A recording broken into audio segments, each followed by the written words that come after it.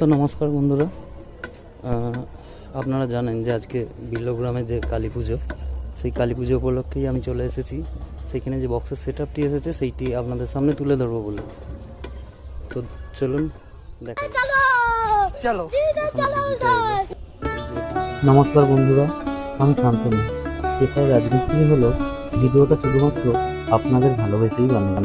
আপনারা অনেকেই জানেন যে আজকে উদয়নারায়ণপুরের বিল্লগ্রাম বা যেটাকে বেলগ্রাম বলা হয়, সেইখানের যে কালী পুজো, সেই পুজোর অনুষ্ঠানের আয়োজন চলছে। তো আমিও সেইখানে বাজারে যাওয়ার পথে একবার ঢুকে পড়লাম, যাতে কিছুটা ভিডিও তুলে ধরতে পারি আপনাদের সামনে।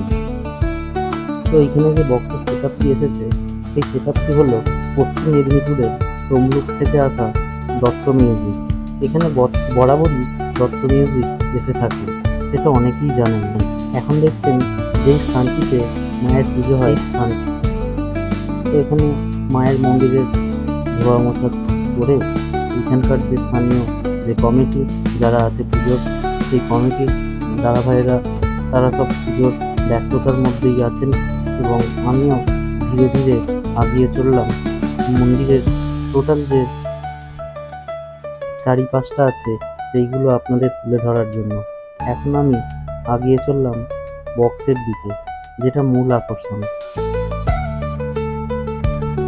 এখানে সাউন্ড খুবই সুন্দর, আর এখানকার যে লাইটিং আছে সেটা বোঝা যাবে রাতের বেলা। আপনারা রাতের বেলা অবশ্যই যাবেন এবং দেখে আসবেন কীরকম লাগছে। আর হ্যাঁ, আমি যেই ভিডিওগুলো বানাই আপনাদের সামনে তুলে ধরি, আপনাদের কীরকম লাগে সেটা কিন্তু অবশ্যই জানাবেন।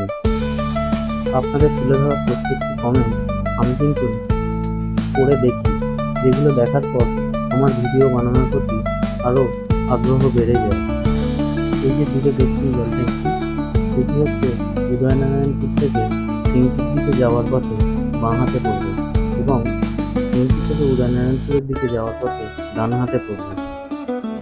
আর আমার যে এই ভিডিও বানানো এবং সোশ্যাল মিডিয়ায় যে আপনাদের সামনে তুলে ধরি, সেইগুলো নিয়ে কিন্তু অনেকেই অনেক কথা বলে, যেগুলি আমার খারাপও লাগে আবার ভালোও লাগে।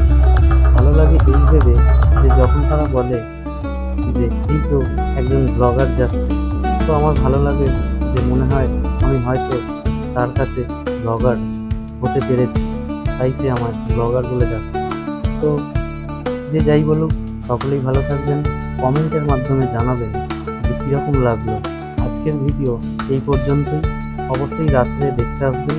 আর হ্যাঁ, ভিডিও শেষে একটি কথা না বললেই না,